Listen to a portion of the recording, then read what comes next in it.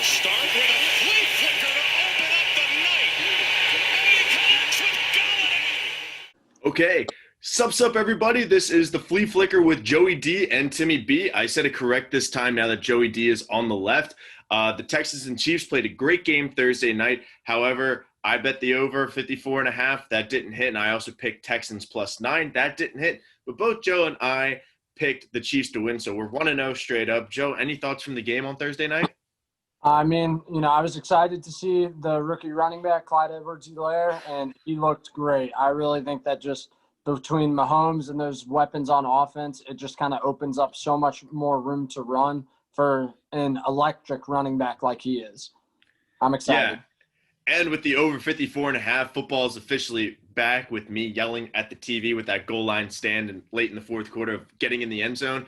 That does seem to be a bit of a concern.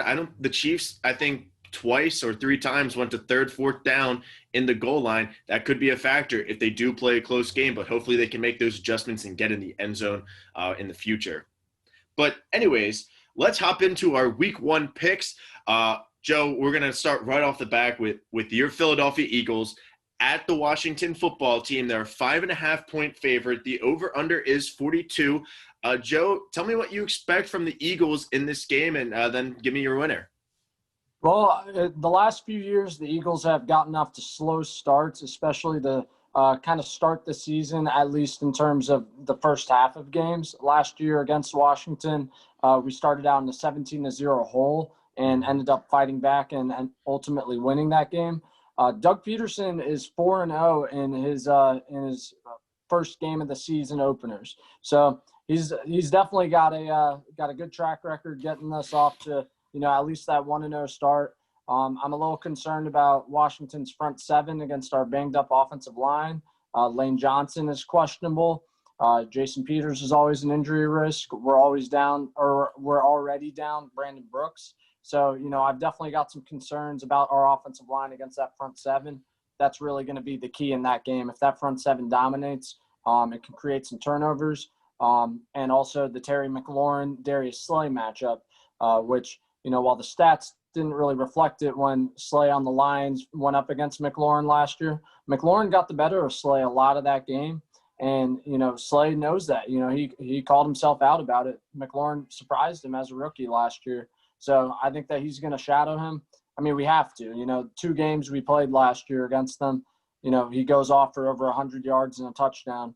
He's the only threat on offense. We just have to stop. I think if we do that and hold up as much as we can against their defensive front, then we'll be okay.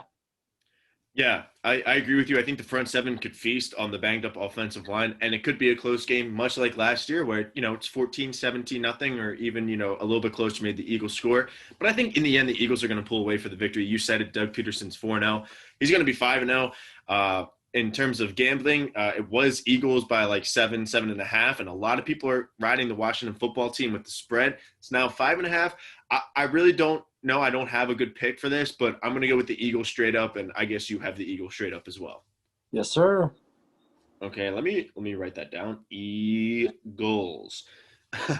Okay, next game, we got my Ravens, who are a 7-point favorite at home against the Cleveland Browns. The over-under is at 48 points.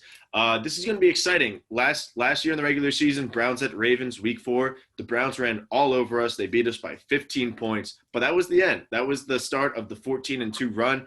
That loss put us at 2-2.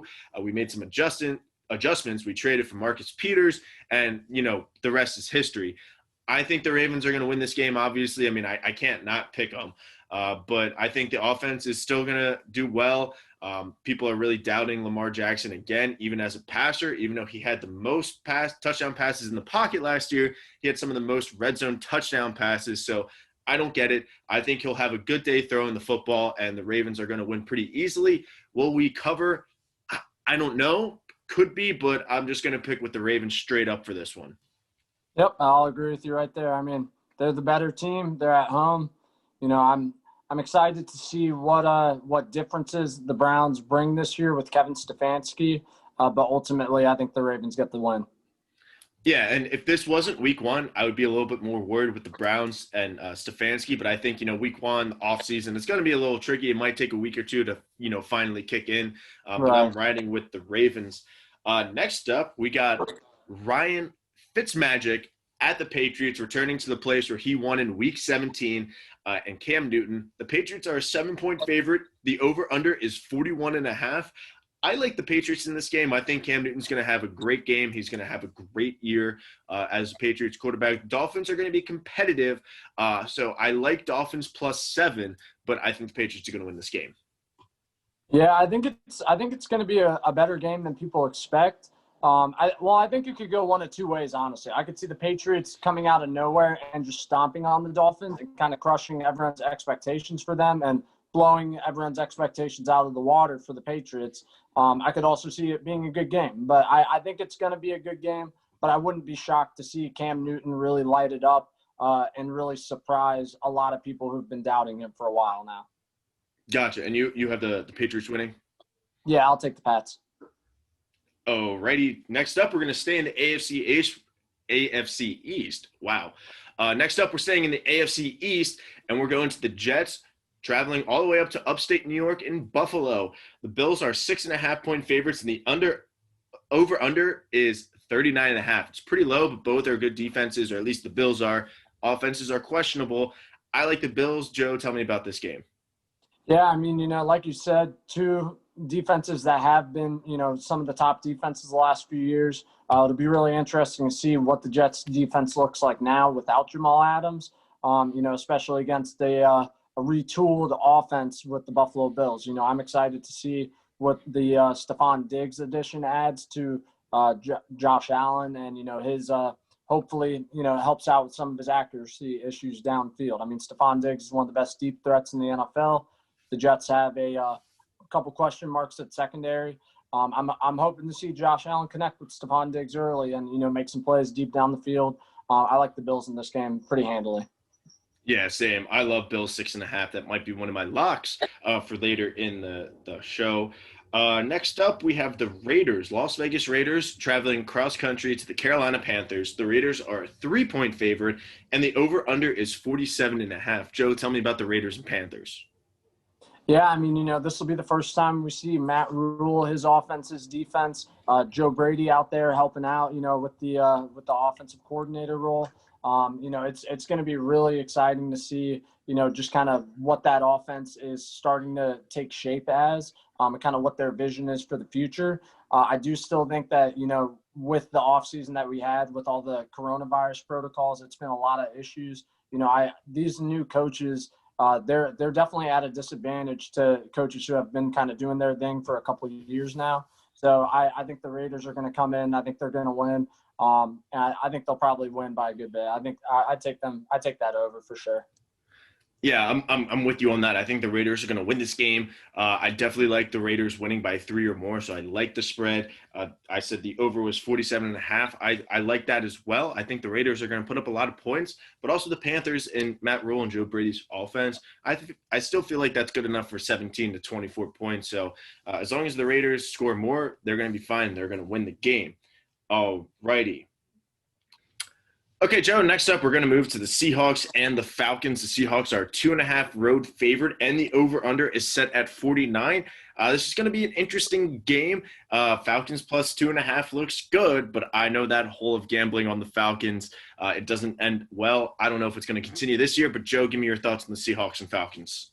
Yeah, I mean, initially my instinct is the Seahawks are the better team. Russell Wilson's one of the best quarterbacks in the NFL. Tyler Lockett, DK Metcalf, and Chris Carson. He's got some weapons there on offense. Jamal Adams adds a whole new element to the defense, which I'm really excited to see. On the other end, the Falcons have added a couple guys like Hayden Hurst, Todd Gurley, made a couple draft picks on the defensive side of the ball as well. So, the Falcons the last few years, they've kind of gotten off to stronger starts compared to the Seahawks, who typically start off very slow. So I could see the Falcons actually coming in and being a little bit of a surprise here, playing spoiler.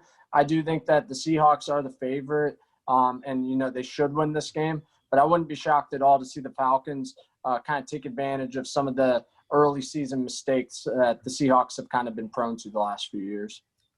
Yeah, I think this game could go either way. I think the Seahawks could win, the Falcons could win. But like the Patriots winning the division, until I see the Falcons actually cover plus 2.5, although it looks great, I'm going to ride with the Seahawks to win this game and the spread as well. Joey D, what is your pick? I'll also pick the Seahawks to win, but I don't think they'll cover. Ooh, that's going to be a close game indeed. Okay, Joe, so let's head up north. Now we have the Chicago Bears at your average Detroit Lions. The Lions are actually a 2.5-point favorite. The over-under is set at 42. Joe, talk to me about the Bears and your average Lions. Yeah, the Bears, they'll you said this is at Detroit? It's in Detroit, in the Dome. In the Dome. Yeah, I mean, Mitch Trubisky, I think I mentioned it when we did our previews for the Bears. I mean, he's going to have a short leash, and I really don't see him having a lot of success long term, this season. I could see him, making a few plays this game that kind of, give him a little bit of life maybe into the next game. The Lions, they don't really have that great of a defense right now. They lost Darius Slay. They did replace him with Jeff Okudah, but he's a rookie. So, maybe Mitch Trubisky can make some plays to Allen Robinson, Anthony Miller, any of those guys. And, hopefully, that's able to, kind of keep his job for a little bit longer. But I don't know how the Lions offense is going to do against the Bears defense. I mean, Kenny Golladay is going to be out this game with the hamstring. Marvin Jones is really going to have to step up. But, I'm not sure how healthy their backfield is either. So I'm not sure how much success they're going to have against the Bears. I think it's going to be a close game. It's a tough one to pick. Yeah, it's definitely a tough one to pick. I think the Lions are still going to be bad this year. So I'm riding with the underdog. I'm going Bears. I'm going Bears plus 2.5. I think the Bears are going to win this game. I think the defense is going to be just fine. They're going to do just enough, and Trubisky is going to somehow score a little bit more than the Lions. So my pick is the the Bears. I'm going with the Bears. Going with the Bears, Joe. I'm gonna go with the Lions. I'll go with the Lions plus 2.5. All right. It only took us, about 6-7 games to finally choose different sides, but go Bears. The Bears. Now heading back down south, we have the Colts, who are an 8-point favorite at the tanking Jacksonville Jaguars. The over-under is set at 45. I think the Jaguars and Gardner Minshew can put up some points, and I think they will, but I think the Colts defense is going to eventually dominate. I can easily see this game being 31-10 Colts. I'm riding the Colts. I'm riding the spread. Let's have some fun, baby. Oh, yeah, I'm right there with you. I mean, the Colts are a playoff football team right now. They've got a lot of depth all over the place on that team. And, to put it frankly, the Jags are not. They do not have the same amount of depth. They do not have the same amount of playmakers. I got the Colts winning this game easily. It's not going to be a close game. Love it. All right. Next up, we're going back up north again. Oh, I should have probably wrote these down a little bit more organized. But we're going back to another dome up in Minnesota. We have the Packers at the Vikings. The Vikings are currently a 2.5-point favorite, and the over-under is set at 44.5. I know we both feel a little bit different about Kirk Cousins in that offense, but we both think that the Packers and Vikings are going to have a winning record, and both could be competing for a playoff spot. Joe, tell me about the Vikings and Kirk Cousins in this game. Yeah, I mean, Kirk Cousins, he really doesn't show up in primetime a lot, so that was going to be my first question. When is this a 1 o'clock game? 4 o'clock? It's a 1 o'clock game. Shouldn't be on national TV. Wow. Everybody's going to be watching Lamar Jackson anyway, so it doesn't matter. Wow, you're right. This could be one of those classic Kirk Cousins shows up out of nowhere and looks real good. I remember last year against the Packers, Kirk Cousins threw a couple dimes to Adam Thielen for touchdowns that are pretty great plays that, I guess nobody was really watching because definitely doesn't happen on primetime, I tell you what. So, I mean, I could definitely see the Vikings winning it, but I'm going to go with the Packers here. I like their defense. I like Aaron Rodgers better than Kirk Cousins. The Vikings secondary, especially their corners, I'm not sure if any of them are equipped to handle Devontae Adams. I mean, they're definitely going to be rolling coverage towards his way with Harrison Smith and Anthony Harris. So, I mean, it's really a matter of if any of those secondary receivers for the Packers can step up and make some plays. And I would bet that Aaron Rodgers can make some magic and make someone else be successful, like a Lazard or a Marquez Valdez-Scantling. Any of those guys, I could see them stepping up and have a good game because Aaron Rodgers is just that special. Yeah, again, we're going to go opposite. I'm going with the Vikings. I know in our NFC preview, if you haven't watched that yet, go watch it right now and then come back to this video. So go watch it. Go watch it. But I said that the Vikings and Packers are going to have the same record, and then the Vikings are just going to win the tiebreaker. So I have to have them winning this game if they're going to win the tiebreakers. I do like, and this might shock you, Joe, I always bet the over. Life is too short to bet the under, but I like the under in this game. I think the Vikings are going to ground and pound. They're going to take a bunch of time off the clock, get the ball out of Aaron Rodgers' hands as limited as possible, and I think the Vikings are going to squeak out like a 17-14, 14-10 type of game. So I'm going with the Vikings up north. Skull, baby. Oh, okay. I like it. Okay, that's it for the 1 o'clock games. Now the 4 o'clock games, we have the Los Angeles Chargers as another road favorite, -3 at Joe Burrow and the Cincinnati Bengals. The over-under is set at 41.5. So I don't know what we're going to see from Joe Burrow. I mean, it was a crazy offseason with the pandemic. Obviously, he's been practicing, but I don't like the Bengals defense right now. And I think Tyrod Taylor and the Chargers offense are going to dominate this game. And I see the Chargers winning. Yeah, I do think that the Chargers are going to win this game, but I wouldn't be surprised to see the Bengals make it a little bit closer. I think that, at the end of the day, Joe Burrow is truly just a winner.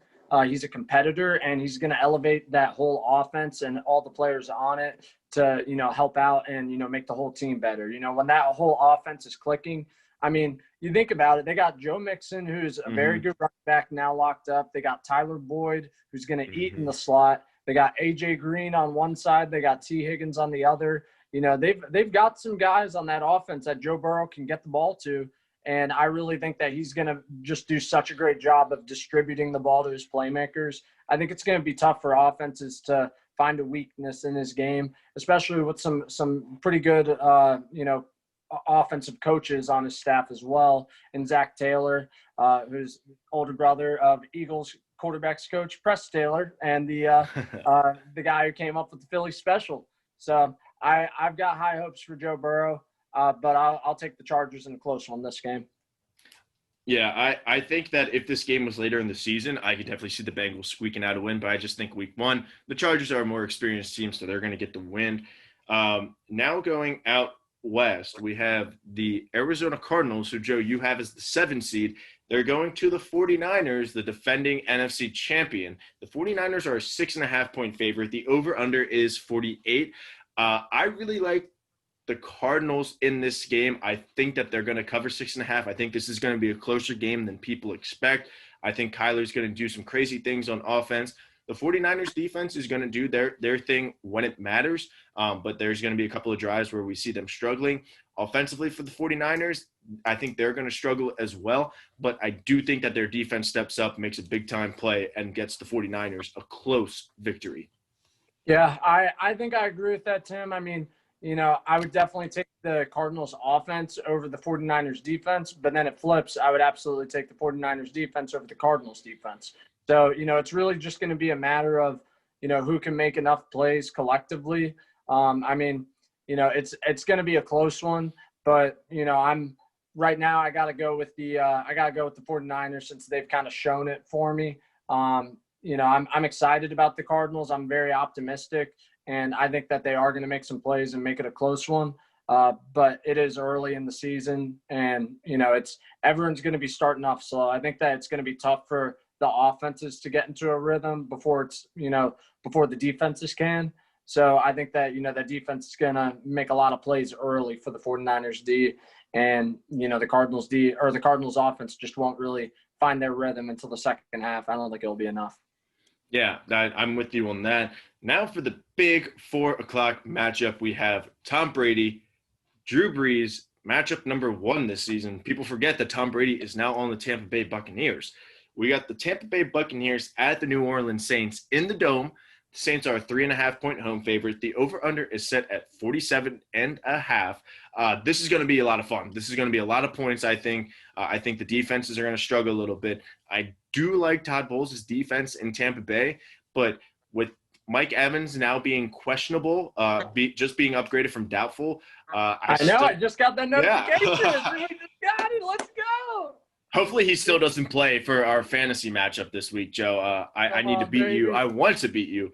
But I think still a bunch of points are going to be scored, but I just like the Saints defense right now just because we don't know what Tom Brady and the Bucs offense looks like. Yeah, I think I'm gonna take the Bucs in this game. Ooh. I could definitely see the Saints, kind of maintaining what they've been doing the past few years. But there's a lot of hype around the Bucs. I think that that culture has really shifted, and the guys that they've already had in there that are winners, like Mike Evans, Chris Godwin, and then they bring in guys that have done this successfully for a long time, and Tom Brady, Rob Gronkowski, LaShawn McCoy. These are guys that have Super Bowl rings on their resume very recently. I think that culture is shifting. I think they're going to come out hot. They're going to be on fire from the get-go. I think it's going to be tough for the Saints to slow that offense down. I mean, there's a lot of mouths to feed, especially if Micah Evans is healthy and ready to play. I'm excited. I'm going to go with the with the Buccaneers coming off pulling off a surprise win and the Saints struggle in week 1. All right. I love it. I'm riding the Saints. Hopefully Mike Evans doesn't play so I can easily beat you in fantasy. I think I still will anyways, but now going to the nightcap, Joe, we have the Dallas Cowboys, your favorite team, the Dallas Cowboys. They're a road favorite -2.5 at the Los Angeles Rams. First game in the brand new SoFi Stadium. The over-under is set at 51. Joe, talk to me about the Cowboys. I really don't like to talk about the Cowboys at all. But, I don't love the Rams this season. I mean, I've never really been that high on Jared Goff or Sean McVay, but I'm also really not high on Dak Prescott, or the Cowboys as a whole. I think that, their culture is just, very dysfunctional, a lot about me. And I think the Rams culture is better. They've got a lot more star talent with Aaron Donald. Cooper Kupp, I think, is going to have a great year. I could see both Cooper Kupp and Robert Woods having a very good game against that Cowboys secondary, which I have a lot of question marks about. I think ultimately what it's going to come down to is the fact that this is Mike McCarthy's first year with the Dallas Cowboys. And we've had, like I've kind of been harping on, this is a, crazy offseason to have to, get thrown into the fire and start coaching again after being out for a year. I think it's going to be a transition for him and for that team to kind of gel and find their rhythm. While I think the Rams are going to come out, a little bit angry after the way last year went. I'm excited to see what Cam Akers' role in that offense is. Not only because I do have him in one of my fantasy leagues, but also just because, we got to see what their plan is after letting Todd Gurley go. Yeah, no, I'm kind of with you. I'm not really a believer in any one of these two teams this year. I think I predicted both of them to be 8-8. I do like the Rams in this game. I think they're going to win. My big question, you just nailed it, Cam Akers and no Todd Gurley. How are they going to use the running backs? I still think with Cooper Kupp, Robert Woods, Tyler Higbee, Jared Goff's going to throw the ball a lot. Will be interesting to see how they use the running backs. I still think the Rams are going to win this game, not just because we both don't like the Cowboys. I just think that the Rams are the better team in this game. I do have Zeke in a couple of fantasy teams, so I hope he does feast a little bit. But ultimately, I see the Rams winning, and I see this overhitting. 51 points. Both are electric offenses. I can see this being a close game, but I think much like in that Chiefs-Rams Monday night game a couple years ago, the Rams defense is going to step up. Aaron Donald is going to get a sack or a big fumble, and the Rams are going to squeak this out. Yeah. And let's not forget Jalen Ramsey with the new contract now. Money man. He's happy to be there. Setting the market for a better cornerback in Marlon Humphrey and the Ravens. So thank you, Rams, for signing him for a bunch of money. Now we're going to have to pay him a bunch of money. All right, so that's it for Sunday. Now we have two games on Monday Night Football, the Week 1 doubleheader special. Big fan of this. The first one, we have the Pittsburgh Steelers at the New York Giants. The Steelers are currently a 6-point favorite, and the over-under is set at 46. this game is very questionable to me. I could see both teams winning. I think the Giants could, come out and surprise people and win this game, or we might see the rejuvenated Ben Roethlisberger and have the Steelers dominate. I don't know what to do in terms of the spread or the over-under, but I do think that the Steelers are going to come out and win this game. I could easily see the Giants coming out, but I'm going to go with the safer pick right now in the Pittsburgh Steelers. Yeah, I think I would actually go with the Steelers, and I would take the over. I think that they are going to, I think that defense is going to give Daniel Jones a lot of fits this this Monday. I mean, they're one of the best against tight ends, so Evan Ingram's going to be shut down. They've got some great defensive backs and a great pass rush, and the Giants' offensive line is going to have a lot of question marks. I really don't know if this is one of those games that Daniel Jones is going to, really light up the scoreboards. Especially with Joe Judge coming in, this being his first game, not really knowing what's going on. I mean, it's his first time as a head coach ever. So, in addition to the crazy offseason, first time coaching, at this level, I think there's going to be a little bit of a learning curve there. And this is a tough defense to try to install a new offense against for the first time, especially with no preseason. Yep. All right. I dropped my pen. Give me a second. What Second time I dropped my pen. I know. Yeah. Jeez. I'm with you. But I think there is a good chance that we could see, the Giants just come out and really shock the world. And that could come in week 2, but I like the Steelers in this one, Joe. And then finally, the final game of the night, or final game of the week, the second game in the week 1 doubleheader Monday night, we have the Tennessee Titans going on the road to Denver. Titans are a 3-point favorite currently. Joe, I don't know if you've been up to date with the weather, but Monday was like 90 degrees in Denver. Then the next day it was 30 degrees and snowing, and now it's back to, 70, 80 degrees. So the weather's been very sporadic in Denver. I really want the Broncos to win. I want the Titans to lose every game by literally 100 points. But we'll save that for when they play the Ravens. I generally think the Ravens could score 100 on that defense in that game. But I just like the Titans too much. I like that defense. We don't know what we're going to see from Drew Lock, Jerry Jeudy, KJ Hamler. So, again, like the Steelers, safe pick. I'm going with the Titans to win this game. Yeah, I'm going to agree with you on that one. I think that the Titans defense is really going to, give Drew Lock some fits. He hasn't had a preseason. I mean, he's already an inexperienced young quarterback. I do really like his upside, really like the weapons that they've added. Really think that he is going to have a good year overall. But I think this is a tough game to get thrown into the fire against. And then, the Titans, their whole game plan is to just ball control on offense. I think they're just going to feed Derrick Henry, get A.J. Brown involved.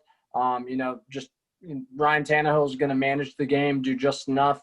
That defense, they're not the same without Von Miller. It's going to be tough for them to get home against a very good Tennessee Titans offensive line. I think they're going to control the clock, control the ball, and win this game by probably 10 points. Yeah, no, I'm with you on that. I think the Titans are going to win pretty comfortably. So that wraps it up for our week 1 picks. I have done zero research, but I got to give you a couple of gambling picks right here. Take the Bears. I like the Bears. So we're going to go with Bears plus 2.5. Let's see. What else do we got here? We got the Cowboys and Rams over 51. That's pick number 2. We're going to go with the Chargers minus 3. Oh, God, this is going to be so bad. Chargers minus 3. We're going to ride the Saints Bucks over 47.5. And I guess I have to pick an under. So you're going to go with the Packers Vikings under 44.5. Those are my 5 gambling locks for this Sunday. If you haven't, check out my Friday Night Bets video. Link will be in the description or at the end of this video. We went 2-2 Friday night, so not great, not terrible. We'll bounce back next week. Joe, any final thoughts before we get into some week 1 action later today? Oh, man, I cannot wait. I mean, we'll see what happens. I know that it's gonna be just very interesting to see the games that aren't going to have the fans. I was surprised because I was expecting there to be no fans in Kansas City. I forgot they were one of the teams that are going to have fans. So that kind of threw me. I was expecting that to be kind of like my test run for what to expect. So I'm very interested to see how it goes in the games that there are going to be any fans. Is there going to be artificial sound? Is it going to be silent? How's that going to affect everything? Is it going to be a weird vibe for us as fans to observe it? There's a lot of questions that are going to be answered after Sunday, and I cannot wait to get going. Yeah, I'm with you. I think the Chiefs are like one of two or three. There's only about two or three teams that actually will have fans. So most of them will not. The artificial sound, you make a great point. But, man, I'm excited. We're going to have football all day long on the TVs, red zone. Give me the Octobox again. But, yeah, that wraps it up for episode 3 of the Flea Flicker with Joey D and Timmy B. Make sure you like this video, subscribe to the channel, and ring the bell to be notified when these new episodes come out. We're going to ring it right now. We're just going to stop for 2 seconds. Go ring the bell. Okay, now that you've rung the bell, now subscribe to the channel, and then check back in on Wednesday. We're going to recap week 1. We're going to predict our Thursday night game. So come back for episode 4 of the Flea Flicker. All right, Joe. Peace. Peace. I'm going to get some McDonald's now.